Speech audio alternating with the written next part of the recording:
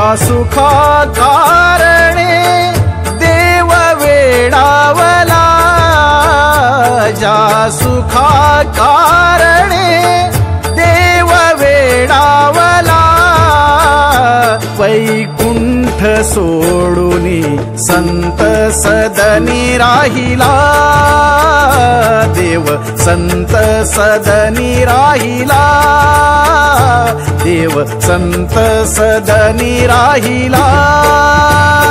ज्या सुखा कारणे देव वेडावला, ज्या सुखा कारणे देव वेडावला, वैकुंठ सोडूनी संत सदनी राहिला, देव संत सदनी राहिला, देव संत सदनी राहिला। धन्य धन्य संत सदन, धन्य धन्य संत सदन, जेथे लक्ष्मी सहित शोभे नारायण, जेथे लक्ष्मी सहित शोभे नारायण, नारायण नारायण नारायण, लक्ष्मी नारायण नारायण नारायण। वैकुंठ सोडूनी संत सदनी राहिला, देव संत सदनी राहिला, देव संत सदनी राहिला।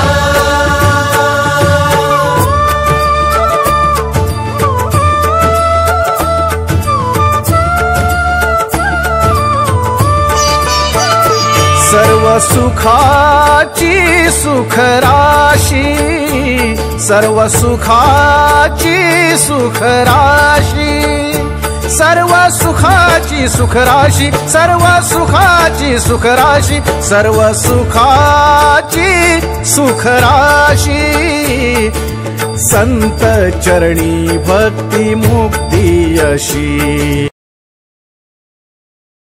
आज या ठिकाणी आपण सर्वजण 10वी बॅच 1988 वर्गमित्र सगळे या ठिकाणी खूप दिवसानंतर आपल्या मित्राचा वाढदिवस साजरा करण्यासाठी या ठिकाणी आपण एकत्र आलो आणि खूप लांबून भारत तळेकर हे सगळे मित्र, पाळून नवरे, सुधा कुर्डे, प्रमोद मारवाडी, देवकर सर, वाघमारे गुरुजी, मी सुदर्शन बिस्ते आणि अध्यक्ष प्रमोद परमेश्वर तळेकर।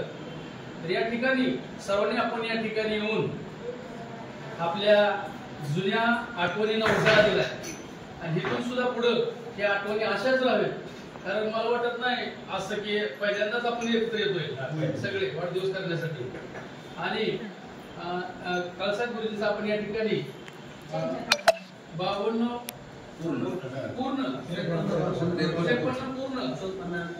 53 वाढदिवस या ठिकाणी साजरा केलाय। तर या वाढदिवसा निमित्त मी त्यांना अशी ईश्वराला प्रार्थना करतो की त्यांचं उर्वरित जे जॉब आहे किंवा त्यांचं आयुष्य आहे हे निरोगी आणि चांगलं जावं असं मी आपल्या सगळ्या स्टाफच्या वतीनं आणि माझ्या वतीनं मी ईश्वराला विनंती करतो।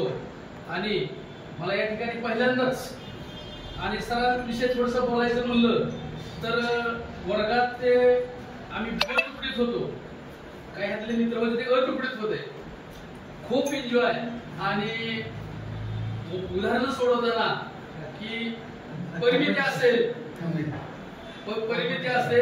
बिजगरीत असेल एखादं नाही एकमेकाला जमलं तर आम्ही विचाराने सोडवायचो। कळसाहेब सर लगेच वेळ घेणार की असं सोडवायचं सांगणार आणि खूप अभ्यास केला, अगदी खूप छान वाटलं।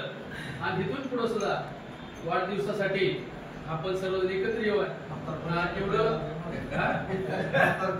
म्हातारपणी एकत्र आलो। तर मी पुन्हा एकदा त्यांना शुभेच्छा देतो आणि मित्राशिवाय कोणी नाही